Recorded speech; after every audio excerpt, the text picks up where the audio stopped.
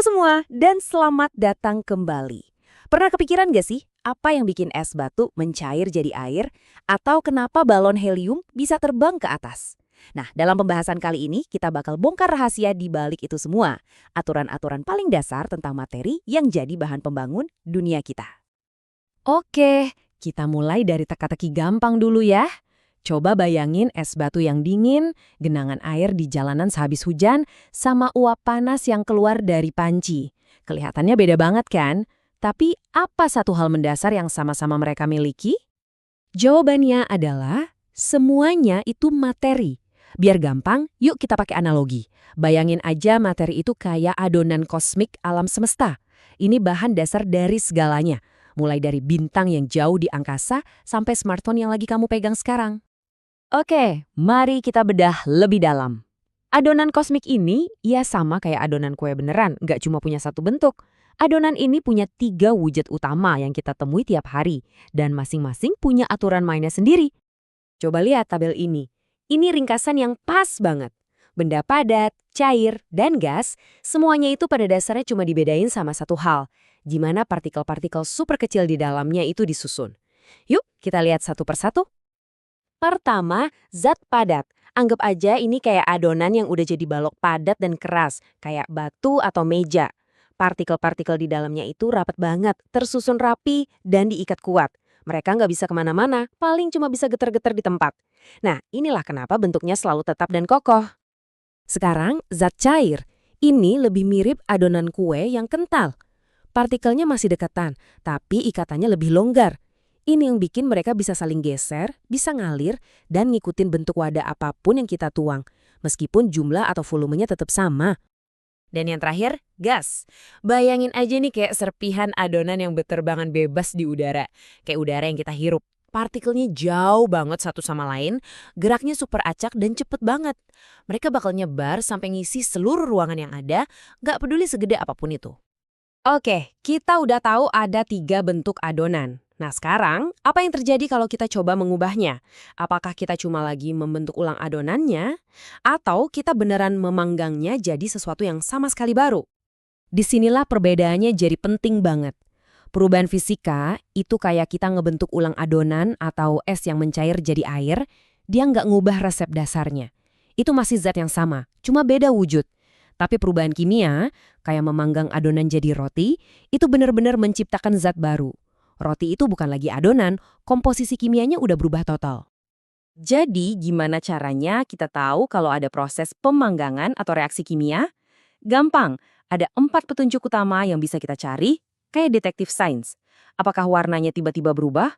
Apa muncul gelembung-gelembung gas? Atau mungkin ada endapan padat yang muncul dari cairan? Atau kamu ngerasain panas atau lihat ada kilatan cahaya? Itu semua tanda-tanda kalau sesuatu yang baru lagi diciptakan. Sekarang, kita bahas satu lagi sifat materi yang penting banget. Selain bentuknya, kita juga bisa ngukur seberapa padat adonan kosmik kita ini. Seberapa banyak sih materi yang dijejelin ke dalam satu ruang tertentu? Konsep ini namanya massa jenis. Biar kebayang, coba deh kamu punya 2 kotak yang ukurannya sama persis. Satu diisi penuh sama bulu, satunya lagi diisi penuh sama batu. Jelas yang batu lebih berat kan? Itu karena di dalam volume yang sama, batu punya lebih banyak materi yang dipadatkan. Nah, itulah massa jenis.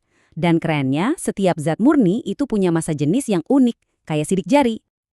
Dan tentu aja ada rumusnya. Mungkin kelihatannya agak serem, tapi tenang, ini simple kok.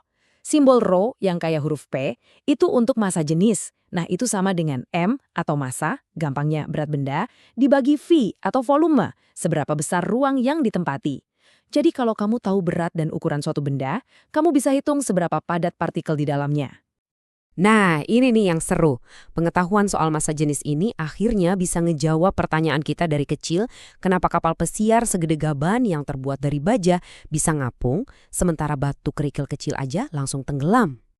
Jawabannya ada di perbandingan massa jenis. Suatu benda, kayak sebatang kayu ini, bakal mengapung kalau massa jenisnya lebih rendah dari massa jenis air. Gampangnya, partikel di dalam kayu itu nggak serapat partikel air. Jadi airnya kayak, santai aja, sini gue topang. Terus gimana kalau massa jenisnya sama persis? Ya benda itu bakal melayang. Dia nggak akan tenggelam ke dasar, tapi juga nggak naik ke permukaan. Bakal diem aja gitu di tengah-tengah. Dan tentu saja, sebaliknya, kalau sebuah benda lebih padat daripada cairan tempat dia berada, kayak jangkar ini di dalam air, dia pasti tenggelam. Gravitasi narik dia ke bawah dengan kekuatan yang lebih besar daripada gaya dorong ke atas dari air. Karena jangkar ini padat banget, dorongan air nggak cukup kuat buat nahan dia. Dan aturan ini nggak cuma berlaku buat air loh, berlaku juga buat gas. Pernah heran kenapa balon helium terbang?